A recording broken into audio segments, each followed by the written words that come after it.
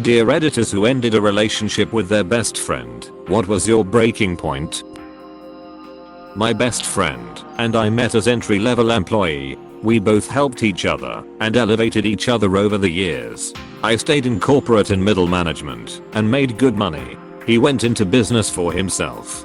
His company was struggling, so he asked me for a favor to quit my job, help him build his company. He could only pay for one half of what I make, but promised in success we split the profits and share credit. He made it also sound really appealing, having a best friend as a boss. Mon it'll be fun. So I did. 6 months later I landed our first $1 million client. Money rolls in, and I asked him when will I start getting a split of the profit distribution. What profit distribution?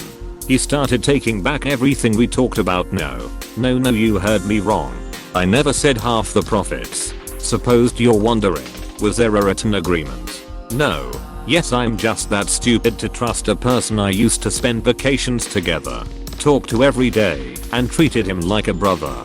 I was the idiot for being too trusting, but at the same time I could not be his friend. I left his company. That client I introduced him to took their business elsewhere when the company was in breach of their agreement. His company went bankrupt, and he got a divorce because his wife, who did the accounting, saw a receipt of his that didn't make sense. Looked it up and found out it was a Russian brothel. Yes, he's that stupid too. I went back to a corporate job with lesson learned to never do anything without formalizing it in paper. People were impressed I landed that $1 million client, so I actually came out better and was highly recruited. Yeah. A friend of mine just invested $42,000 into their friend's restaurant, and now the wife keeps saying they have no money to pay her back despite selling the restaurant and buying a new business. Always get everything in writing. He married a woman whose upbringing had resulted in her being repulsed by physical contact and sex in general. To try to fill the void in his life, he made a pass at my wife. I have not talked to him since she told me what he did. He promised me he would pay my rent with our business profits while I went out of town, but instead bought a truck with our money and told my landlord that I had the money but refused to pay. My family ended up homeless. When my wife ran off with him, the best revenge is to let him have her. Ditching me for a better something for the 100th time while I waited outside a concert with his ticket. I waited to see how long it would take for him to text me first. When it happens, I'll let you know. Whether we spoke or hung out was fully dependent on me initiating it. So when I decided to step back, we stopped talking. Edit. For some context, by the time we stopped talking, it was the end of high school and we had both become completely different from each other. So this wasn't sudden.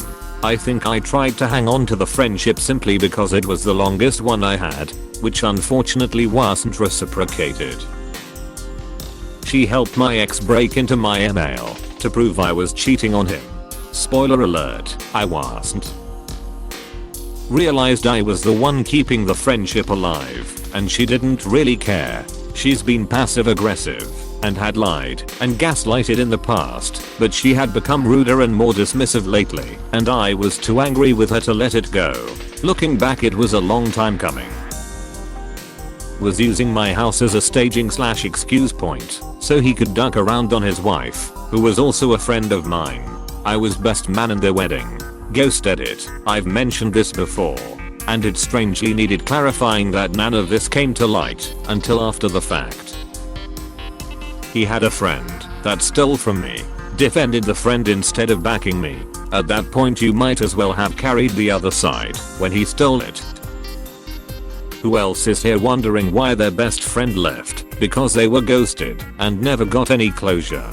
Obligatory edit. Thank you for my first award. And this is my top upvoted comment too. I guess my crippling sadness over my ex-bestie, who I haven't talked to in like 5 to 6 years, is good for something.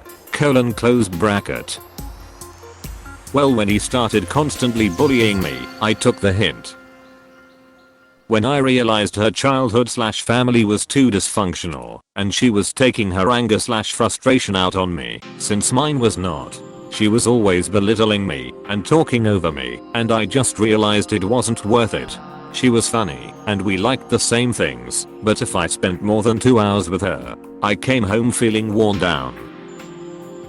She had a tendency of being selfish while making me feel guilty that I was the selfish one. After spending my wedding day focused on her drama, I kept her at arm's length. When the birth of my first child was also overshadowed by her drama, I cut her loose. Gaslighting is terrible. I still worry I'm being too self-centered. They became a meth addict and blamed everyone else for their problems. I tried everything I could to help them for over a year. I ruined a lot of my own life trying to be there for them. It was a hard lesson to learn that sometimes the people that you really love and care about are beyond help.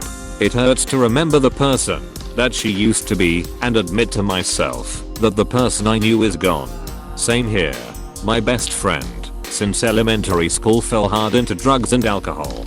She would embarrass me being wasted and trying to get high off stupid shit around my other friends. The final straw for me was she did drugs and drank while she was pregnant, had a baby who was developmentally delayed, and didn't take care of him properly, leaving her elderly grandpa to pick up the slack.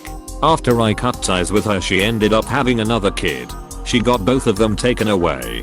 She ended up in jail a few times. Not my problem. I got sober and turned my life around.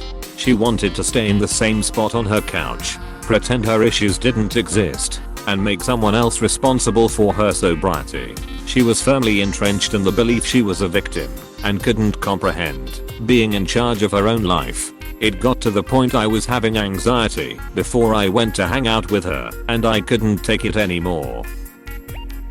Please click subscribe if you enjoyed this video.